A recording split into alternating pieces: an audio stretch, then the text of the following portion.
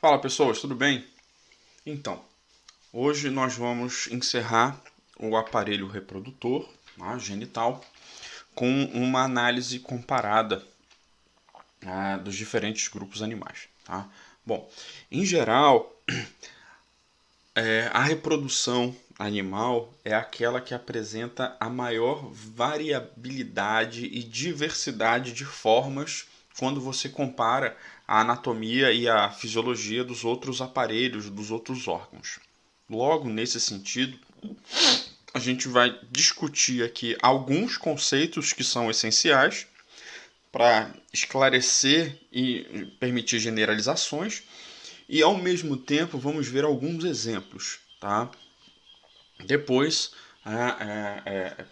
eu acredito que com os conceitos mais bem estabelecidos, você consegue caminhar mais suavemente no estudo do conteúdo, tá? Bom, então a primeira coisa que é importante a gente estudar, lembrar, são os conceitos de padrões reprodutivos relacionados ao que a gente chama de reprodução sexuada e assexuada, tá? Aquele conceito antigo de que reprodução sexuada tem gameta e reprodução assexuada não tem gameta, ele é errado, tá? Esquece isso, que existem seres unicelulares que vão fazer reprodução sexuada, tá? Então esquece. Isso não pode ser considerado, tá? Em geral, tá? A base geral do que diferencia a reprodução assexuada da reprodução sexuada é a variabilidade genética resultante do fenômeno, do processo, tá?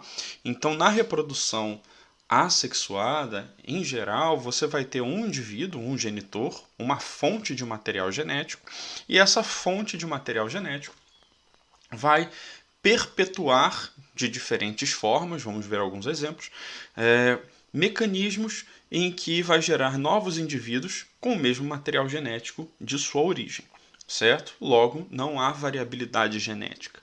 Ah, mas pode acontecer mutação. Isso, lembra que no mundo animal, no mundo biológico de uma maneira geral, a mutação ela é um evento ao acaso, é um evento não controlado. Então não faz parte do processo reprodutivo, ele é uma consequência biológica do fenômeno. Tá? Então, pode ter variabilidade genética em seres que só fazem reprodução assexuada? Sim, podem, certo? Mas isso não é uma consequência da reprodução.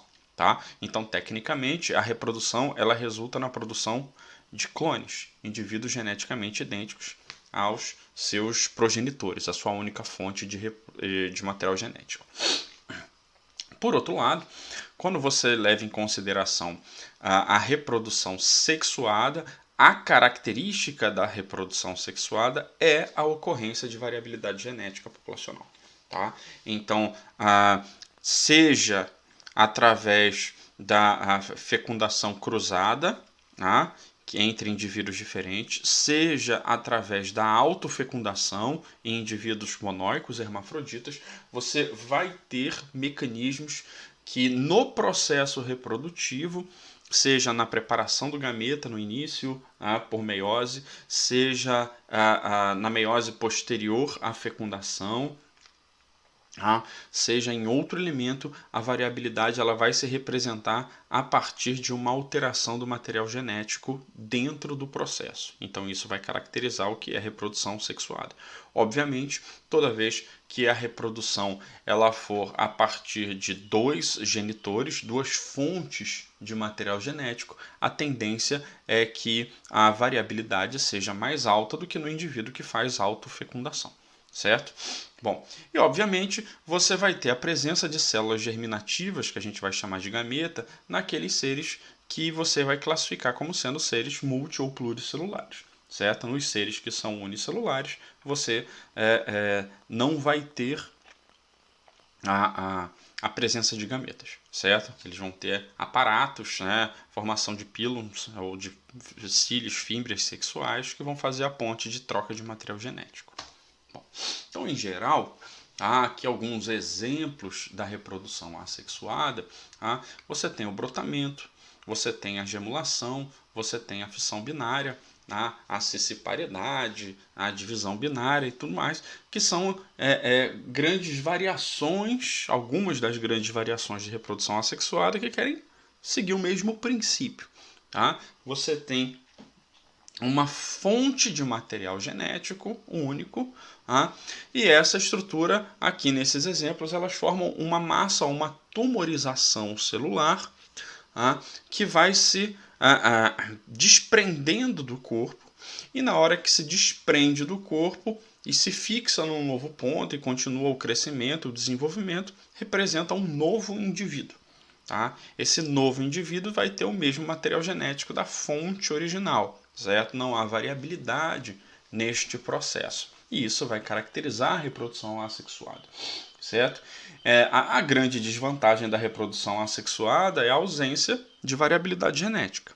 Tá? Aquela situação em que uma infecção, um fenômeno de intoxicação, uma doença que impacte um, potencialmente pode impactar todos. Tá? Mas a grande vantagem é que você pode, a partir de um único sujeito, gerar toda uma população de bilhões de indivíduos, certo? Você pode tomar um território, dominar um ambiente a partir de um único indivíduo de origem. Na reprodução sexuada, por outro lado, você tem que a variabilidade genética ela é a grande vantagem do processo. Tá? Por quê? Porque quanto maior a mistura de material genético entre indivíduos, a tendência é que a variabilidade de indivíduos gerados seja maior e o sucesso de sobrevivência dos heterotipos tende a ser maior pelos mecanismos de seleção natural. Tá?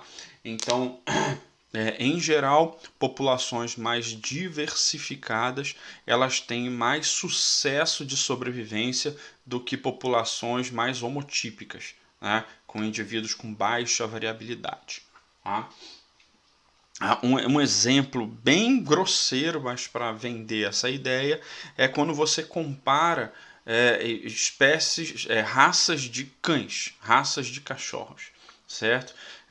Raças muito endogênicas, muito homotípicas, em que os indivíduos eles são cruzados apenas entre si em grupos baixos, a tendência é que a variabilidade genética seja muito pequena. Tá? E que isso aumenta a possibilidade da apresentação e a manifestação de doenças genéticas, de malformações e elementos que fazem com que a expectativa de vida desses cães eles sejam ligeiramente menor. Agora pega o vira-lata caramelo lá, que ele é resultado de todos os cruzamentos possíveis e imagináveis. Aquele cachorro é praticamente imortal, certo? Tá? Então,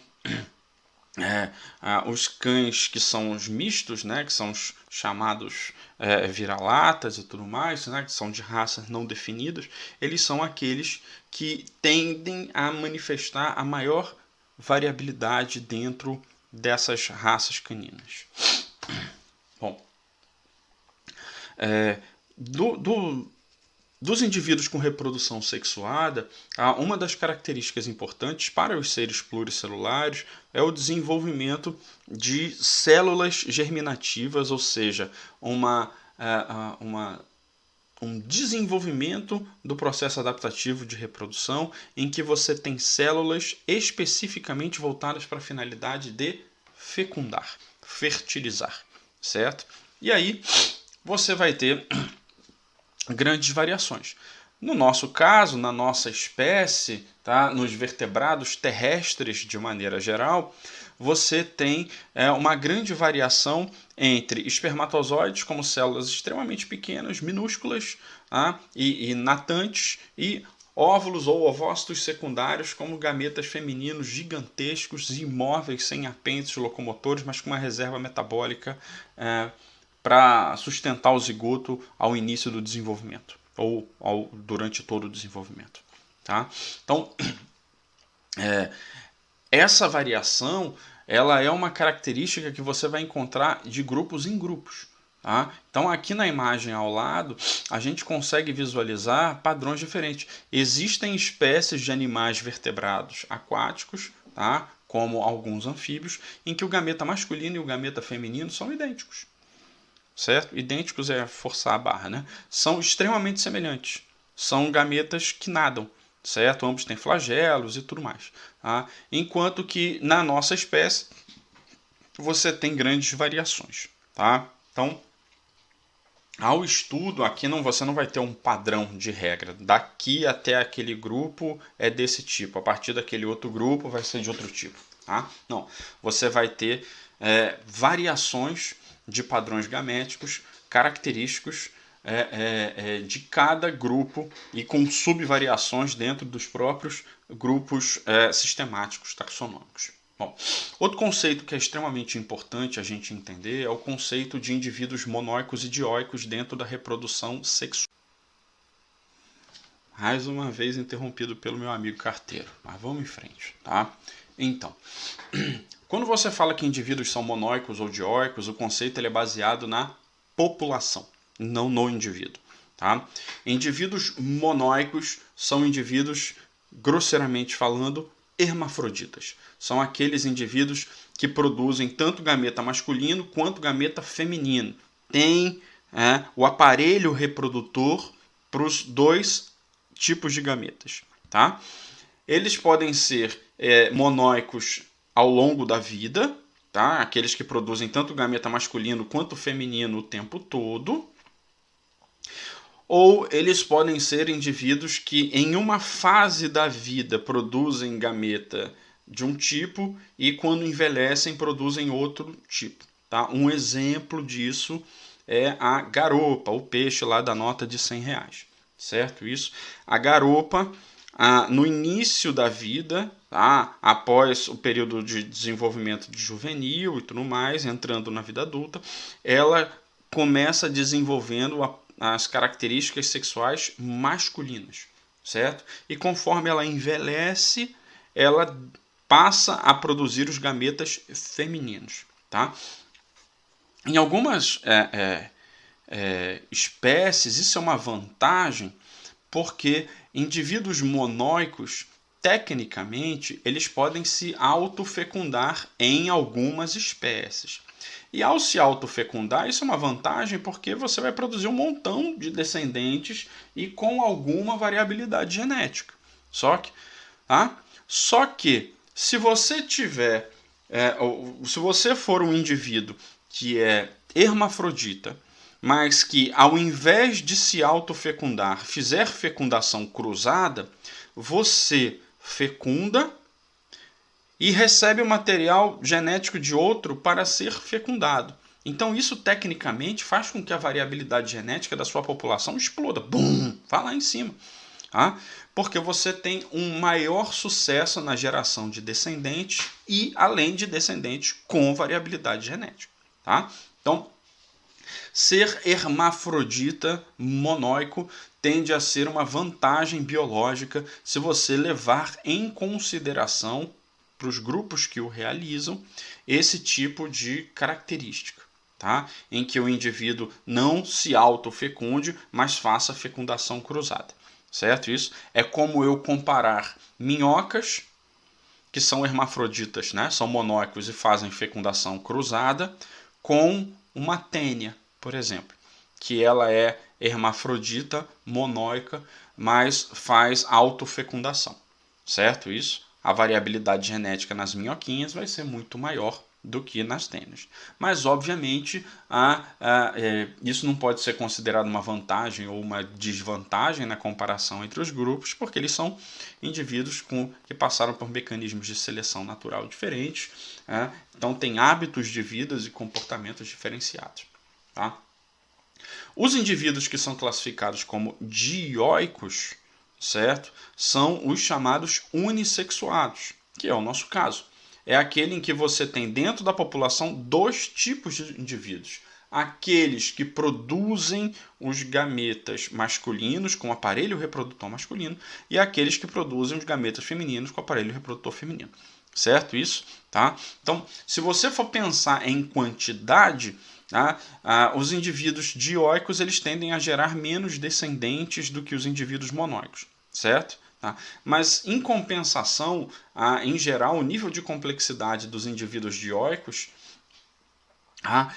requer, em algumas espécies, como em aves e em mamíferos, um certo cuidado parental no desenvolvimento.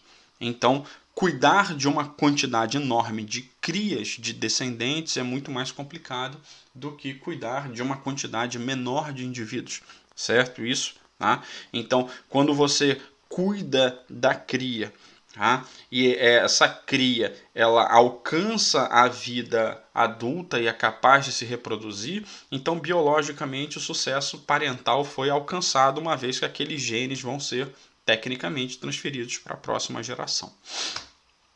Bom, nos indivíduos que fazem postura de ovos, a gente vai ter padrões de ovos diferentes. Certo? Lembra, quando a gente fala em ovo, é uma estrutura que vai proteger o embrião, certo? Em desenvolvimento. E aí você vai ter padrões diferentes de acordo com grupos diferentes. E essas características elas vêm e vão em momentos diferentes do processo de desenvolvimento dos grupos taxonômicos. Tá? Você vai chamar de ovíparos aqueles que fazem a postura dos ovos, certo? A fêmea ou o sujeito hermafrodita, após a fertilização, desenvolve os estágios iniciais do embrião e esse embrião dentro de um ovo é colocado no ambiente, certo? Na água, no solo, onde for. Tá? Então é isso que caracteriza o sujeito ser ovíparo. Tá? Muito comum em insetos, por exemplo, e em répteis. Tá? Quando você fala que o indivíduo ele é ovovivíparo, tá? Você tem que os ovos, ao invés de serem postos no solo, eles desenvolvem e amadurecem dentro do corpo do indivíduo que foi fertilizado, que pode ser a fêmea ou pode ser o indivíduo hermafrodita, ou o indivíduo monóico. Tá? E após o desenvolvimento e o amadurecimento desse embrião, ele vai ser liberado vai nascer, né, e vai ser liberado da estrutura do ovo e vai ser lançado no ambiente. E por último, você vai ter os indivíduos que são classificados como vivíparos, que é onde a gente se encaixa, tá? Que são aqueles que não têm uma casca, né, não têm uma cobertura de ovo, tá? E que desenvolvem dentro do corpo ou da fêmea ou do indivíduo hermafrodita, certo? Em geral é dentro de fêmeas, tá? E todo o desenvolvimento ele é suportado, ele é dado por suporte do corpo do indivíduo que está dando o suporte. Tá? No nosso caso, você tem uma série de anexos embrionários, aparatos que permitem esse desenvolvimento. Certo? Seja a placenta, seja a bolsa amniótica, cordão umbilical, alantóide, todas aquelas estruturas que dão suporte para o desenvolvimento. Certo? Bom, alguns exemplos a gente vai ver agora de variações reprodutivas. Tá? Então, por exemplo, os indivíduos trematóides, tá? Eles em geral eles são indivíduos monóicos, tá? Ou seja, hermafroditas, vão ter estrutura reprodutiva masculina e feminina, mas fazem fecundação cruzada. Olha que vantagem. Se a fecundação ela é cruzada, vai ser como a gente vai ver daqui a pouquinho nos anelídeos, nas minhocas. Tá? Então, se eu faço fecundação cruzada, significa que eu fertilizo e sou fertilizado ao mesmo tempo. Eu gasto muita energia, obviamente, porque eu tenho que ter o aparelho reprodutor masculino e feminino ao mesmo tempo, nesse caso, mas a produção de descendentes é alta. Então, isso é uma grande vantagem. Tá? Então, você percebe que o indivíduo ele tem estrutura feminina, estrutura masculina, a estrutura do opistator ela vai facilitar o contato entre os indivíduos para que haja a troca de material. Tá? Outros trematóides, como no caso dos esquistossomas, você vai ter uma variação importante aqui. Lembra que nos esquistossomas os indivíduos eles são dioicos. Você tem o macho e tem a fêmea. Aqui é uma das grandes exceções. Tá? Na maioria dos casos, as fêmeas são maiores do que os machos, principalmente nos animais invertebrados, por causa da postura de ovos. Tá? Mas aqui você tem exceção. O macho ele é maior e a fêmea é menor. O macho parece essa casca de banana aqui aberta, tá? E a fêmea é a estrutura menor. Essa estrutura no macho é o chamado canal ginecóforo. Tá? Então, nesse canal ginecóforo, a fêmea se encaixa e esses indivíduos eles fazem a troca de material gamético. Tá? O macho, na realidade, transfere para a fêmea é fertilizada, ela vai desenvolver os ovos, e na hora em que ela desenvolve os ovos, lembra, em geral, esses indivíduos, quando você pensa na esquistossomose, eles estão no sistema porta-hepático, a fêmea ela vai se desprender, vai alcançar o intestino, perfurar o intestino, libera os ovos lá e depois volta para o canal ginecóforo do macho, certo? Então você tem um arranjo, um desenho de desenvolvimento em que dentro do mesmo grupo você tem tanto indivíduos monóicos quanto dioicos. Tá? Bom, os acantocéfalos, eles têm uma característica importante. Tá? Não vou falar de grupo para grupo, são só exemplos de variações para a gente entender como que o negócio funciona. Tá? Então, você tem indivíduos machos e fêmeas, são dioicos. Tá? O macho vai fazer a fecundação interna, tá? Ele vai inserir a estrutura equivalente ao pênis, tá? Com a bolsa do espermatóforo. Tá? O espermatóforo é como se fosse uma bolsa, tá? Em que você vai ter a secreção ao redor protegendo os gametas do lado de dentro. Certo? Então, o animal introduz o pênis na abertura do canal vaginal e libera esse espermatóforo, certo? Bom, esse espermatóforo ele vai se romper e vai liberar os espermatozoides aqui na região do útero. Bom, o que acontece? Tá? As fêmeas elas apresentam uma estrutura que é o chamado sino uterino, tá? Que é a estrutura que vai receber os óvulos, tá? Os ovócitos. Tá? Então, o que vai acontecer?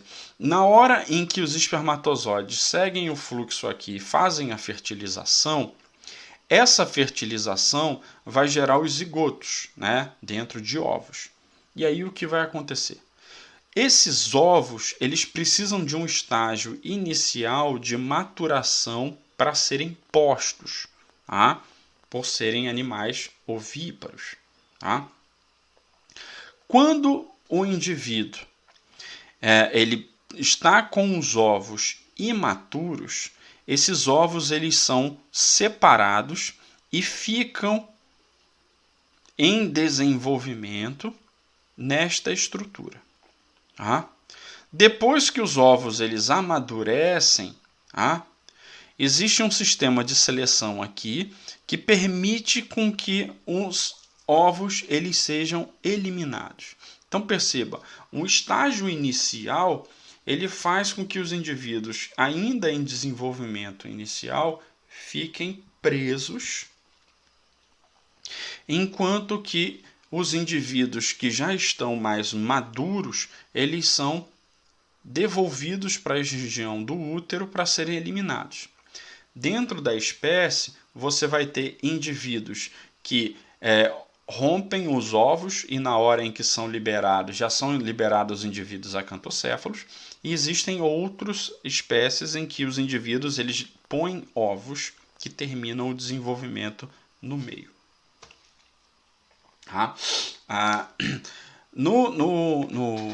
Em animais como as ostras, por exemplo, a reprodução ela está associada tanto com o aparelho respiratório, que a gente viu, quanto com o aparelho digestivo, que a gente ainda vai ver. Tá? Então, você lembra, na respiração, que esses animais eles possuem dois sifões, um sifão inalante e um sifão exalante. Tá? No sifão inalante vai entrar a água e tudo mais, e o oxigênio, os gases dissolvidos vão entrar. Pelo percurso, a água vai passar pelos poros branquiais E aqui, por um sistema de diferença, né, de pressão e um sistema contracorrente, você vai ter a hematose branquial. Tá? Eu forneço oxigênio, perco o gás carbônico, o circuito fecha aqui, ó, pela saída do poro do sifão exalante. E aí eu fecho o circuito. O que acontece? Acontece que as gônadas, elas produzem os gametas e utilizam a abertura do sifão exalante e a pressão da água para despejar os gametas no ambiente. Como você sabe, as ostras, elas tendem a ficar aglomeradas próximas umas às outras. Então, eu vou liberar gameta masculino na água e outro vai liberar o gameta feminino na água, certo? Como a região é próxima, existe uma boa possibilidade desses gametas se encontrarem, fazerem a fecundação e começarem o desenvolvimento embrionário na água, nessa região próxima, que vai fazer com que a população aumente. Os indivíduos cefalópodes, tá, eles possuem uma característica um pouco diferenciada, tá, que é a presença do ectocótilo. Tá? O ectocótilo ele é um braço, um tentáculo modificado, tá, que foi descrito até por Aristóteles há bem mais do que 2000 anos, em que ele apresenta uma série de variações. Tá? Em geral, muitas espécies de cefalópodes, eles realizam o seu processo de reprodução ou seus processos de reprodução apenas no estado mais avançado da vida, próximo do fim dela. Tá?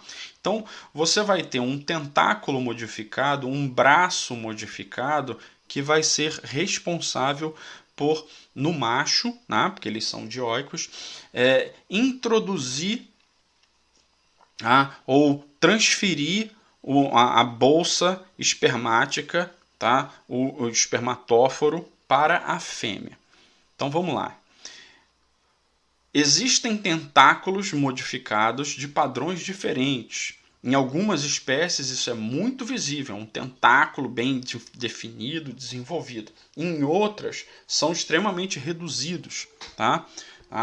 São variações, ficam localizadas na região da cabeça e por aí vai indo.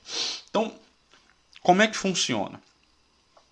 Em geral, o macho, ele com esse ectocótilo, ele pega, né, a estrutura da bolsa espermática e transfere para a fêmea. Aonde ele vai transferir para a fêmea? Aí é que vem a variação. Tá? Em alguns, ele vai introduzir dentro do funil, tá? Que vai lançar dentro da região da cabeça do animal, onde vai acontecer a fertilização, o encontro com os gametas lá dentro. E em outros, ele lança essa estrutura apenas na superfície do corpo da fêmea, certo? Na hora em que alcança a superfície do corpo da fêmea, vai ocorrer a chamada reação espermatofórica. Tá?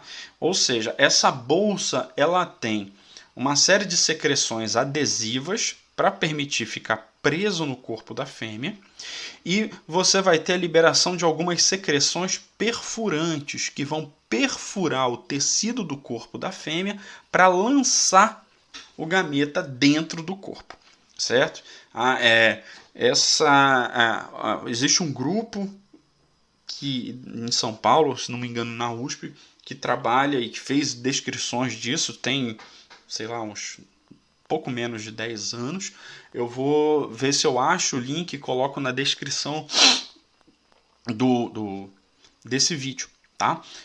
Tanto que a estrutura da reação espermatofórica e a variação dos espermatóforos faz com que o grupo dos cefalópodes tenha a maior variabilidade reprodutiva possível e imaginável. Em geral, o que a gente aprende é que depois que o animal faz a fecundação dele, o macho insere o espermatóforo na fêmea, a fêmea arranca o espermatóforo, ou o próprio macho arranca o espermatóforo, ou o espermatóforo não, o ectocótilo, e se sacrifica e tudo mais. Isso acontece, mas acontece em poucas espécies. Na maioria das espécies, o animal ele não está limitado a ocorrer ao perder o ectocótilo morrer, certo? Em alguns ele vai regenerar a estrutura, em outra fase da vida vai desenvolver uma nova estrutura, em outros ele não abre mão do ectocótilo, então não é uma regra específica, tá? Então existem variações de acordo com o gênero de cefalópodes, tá? Ainda nos moluscos, tá? Os moluscos gastrópodes, eles têm uma característica interessante, porque muitos, não todos, muitos são monóicos, certo? Obviamente você vai ter indivíduos hermafroditas e outras espécies você vai ter indivíduos dioicos, tá? A variação também, eu posso ter fecundação interna ou fecundação externa. Mas o foco aqui, que é o que a gente vê nessa imagem, são os indivíduos que são monóicos e que fazem fecundação interna. Então o que acontece? O indivíduo ele é hermafrodita, ele produz gametas masculinos e femininos, certo? A estrutura do pênis, ela está localizada na região abaixo da cabeça, tá? E se projeta para a porção mais ventral do corpo. Enquanto que o poro genital, tá, da vagina, ele está na porção mais dorsal aqui do que seria equivalente ao pescoço, né, atrás da cabeça. Aí o que acontece? O primeiro indivíduo a montar no outro, tá, ele introduz o pênis no canal vaginal do outro e libera uma estrutura que é semelhante a um dardo, tá? Esse dardo ele libera uma secreção que atordoa o indivíduo e ao mesmo tempo, além de atordoar ele, provoca excitação. Excitação no sentido de disponibilizar os óvulos, os gametas femininos, certo? Então o que vai acontecer? Esse sujeito depois da eliminação desse dardo para estimular o de baixo, libera os gametas masculinos e isso vai favorecer o processo de fecundação. Aí eu vou ter a ocorrência da fecundação interna e após essa fecundação interna, o indivíduo vai expelir os ovos que vão ser postos no solo. Tá? Existem aqueles que são ovovivíparos, em que os ovos eles amadurecem dentro do corpo, e existem aqueles indivíduos que são ovíparos que colocam os ovos fora. Tá? Aqui a vantagem é porque, lembra, se o indivíduo ele fertiliza o outro, mesmo sendo monóico, ele transfere o material genético dele, garante um sucesso de perpetuação e, ao mesmo tempo, ele não está sendo fertilizado, certo? Tá? Nesse caso, a vantagem é que ele não vai precisar gastar energia e atividade metabólica para desenvolver ovos. Ele está transferindo essa responsabilidade para o outro monóico. Tá? Em indivíduos oligoquetos, tá? Em que você tem as minhoquinhas lá, a fecundação ela vai ser por indivíduos hermafroditas monóicos, só que aqui vai ser dupla, certo? Então você vai ter que A fecunda B e B fecunda A. Isso vai funcionar através de umas estruturas particulares, tá? Que são o clitelo e a consequência do desenvolvimento do clitelo, que é o casulo. Tá? O clitelo ele é uma secreção liberada pela epiderme do animal que fica localizada em pontos diferentes do corpo, dependendo da espécie, certo? Bom, como são monóicos, você vai ter que um indivíduo ele vai produzir o gameta masculino via testículo e o gameta feminino a partir do ovário. Como é que funciona o processo? Durante o período reprodutivo, tá, os indivíduos eles vão ser atraídos quimicamente, tá, um fenômeno chamado de enxameamento, ele está associado a fases da lua e tudo mais. Então junta aquele monte de minhoca, fazem a rave lá da minhoca. E elas se posicionam em sentidos diferentes. Uma com a cabeça num sentido e o outro com a cabeça no outro sentido, que seria equivalente a uma variação de inversão. Tá? Bom, o indivíduo de cima, tá? Ele vai ter os testículos, lembra da imagem anterior, tá? Os gametas eles são produzidos muito próximos, tá? Mas não tem como o indivíduo se autofecundar, tá bom? Então o que vai acontecer? Os gametas masculinos são produzidos nos testículos e são conduzidos pelo duto seminal, tá? Para a porção mais posterior do corpo. Então perceba a cabeça aqui, ó, porção mais posterior do corpo, certo? Na hora em que ele conduz isso para a porção mais posterior do corpo, ele vai liberar os espermatozoides no receptáculo seminal da fêmea, certo isso? Enquanto que o indivíduo de baixo vai fazer a mesma coisa, tá? E aí o que acontece? Durante esse ato, a secreção, tá, da estrutura da formação da cápsula do clitelo, ela se torna mais desenvolvida e ela desloca-se, ela é empurrada da porção posterior do corpo para a porção anterior do corpo, certo isso? Tá? Então, na hora em que eu tenho essa condução, os gametas masculinos e femininos eles vão ser empurrados para dentro da cápsula, certo? Então, o gameta masculino e o gameta feminino se encontram dentro da cápsula formada a partir da secreção do clitelo e essa formação permite com que finalmente os gametas se encontrem. Você vai ter o encontro do gameta masculino com o gameta feminino. Na hora que isso acontece, vai ocorrer a fecundação. A fecundação ela ocorre dentro da cápsula. E aí entra a questão conceitual. Então, essa fecundação ela é interna ou é externa? É externa porque é fora do corpo, é dentro da cápsula. É interna porque a cápsula ainda está associada ao corpo. Enfim, você decide. Tá? Entendendo o conceito, tá ótimo. Então, depois que ocorre essa fecundação, a cápsula ela continua deslizando para fora do corpo, aonde eu vou ter a formação do casulo. Tá?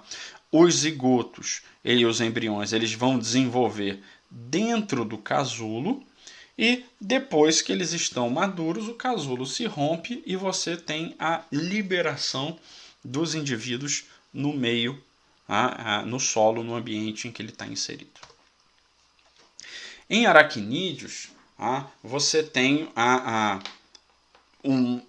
você tem indivíduos dioicos, machos e fêmeas, em que a característica principal é a fecundação interna, certo? Então você vai ter a aranha macho tentando fertilizar a aranha fêmea. Tá? Para isso, a espermateca masculina ela precisa ser introduzida no receptáculo seminal feminino. Qual é a questão? A questão é que a inserção da espermateca masculina é feita pelos pedipalpos, certo? Que são as patas mais anteriores modificadas, tá? Enquanto que a abertura do receptáculo vaginal está localizado no abdômen do indivíduo, certo? Então o que acontece? O indivíduo macho ele precisa erguer a fêmea, levantar ela para que haja a exposição do receptáculo seminal e com o pedipalpo dele, já com a espermateca, inserir a bolsa espermática dentro do receptáculo seminal. Aí a fecundação vai ser interna, você vai ter a formação dos ovos e dos embriões e dependendo da espécie vai ser ovíparo, coloca no solo, ou ovo vivíparo dentro da própria fêmea, os ovos. Bom, tá, tudo bem, lindo isso aí. Só que em aracnídeos, em geral, a fêmea é muito maior que o macho. Certo isso? Tá? E na maioria das vezes, o macho dança. Tá? Por quê? Porque na hora em que ele levanta e ergue a fêmea, aquela estrutura muito maior do que ele, ela fica com as quelíceras cheias de veneno, e as patas todas preparadas. Assim que ele termina a transferência, ela só avança e mata, certo? E na hora em que ela mata, ela vai consumir ele, né? Vai fazer o canibalismo e disso vai ter o fornecimento de material metabólico, nutrientes que vai contribuir com o desenvolvimento dela e o amadurecimento dos ovos. Em algumas espécies de aranhas, na maioria, né, de maneira geral, isso vamos chamar assim, programado. O macho não resiste, certo? Isso, tá? Depois ele dança. Em algumas outras espécies, poucas espécies, o macho ele resiste, ele tenta escapar, tá? O sucesso de fuga é mínimo, tá? Porque em geral as fêmeas são mais ágeis e maiores. Bom, em crustáceos tem algo muito semelhante, tá? Você vai ter machos e fêmeas, tá? E o macho ele, como a gente vê aqui nos lagostins, o macho ele vai ter uma nadadeira modificada, que a gente vai chamar de apêndice copulatório, e ele vai pegar a espermateca e vai introduzir na fêmea, certo? Dentro da abertura abdominal, como é semelhante aí. O que acontece? Algumas fêmeas mais agressivas, elas acabam arrancando esse apêndice copulatório do animal, certo? Isso pode provocar a morte dele. Em algumas outras espécies, o macho utiliza o pedipalpo, tá, para tentar nocautear literalmente a fêmea, e isso resulta numa redução de resistência dela para que ele introduza os gametas via apêndice copulatório. Existe uma grande quantidade de variações. Algumas espécies as fêmeas são canibais, em outras espécies as fêmeas não são canibais, tá? Então a característica aqui é a gente entender que no mundo animal existe coerção sexual, certo? Então não é só na espécie nossa em que os indivíduos eles forçam a relação sexual com outros, certo? Tá? A grande diferença é que na nossa espécie a gente sabe que isso é inadequado, é incorreto, certo? Mas no resto do mundo animal isso é estratégia de sobrevivência. Tá?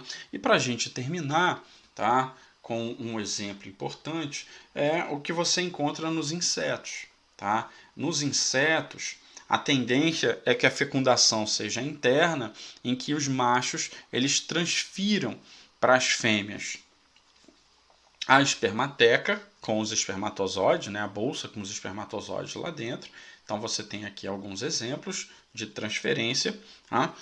E depois que essas fêmeas elas recebem os gametas e são fertilizadas, os ovos, em geral, eles são depositados no ambiente, depositados no solo, a partir do ovopositor, certo? Que é essa estrutura que você encontra só nas fêmeas, que faz o depósito de ovos no solo ou na água, dependendo da espécie, certo? Então,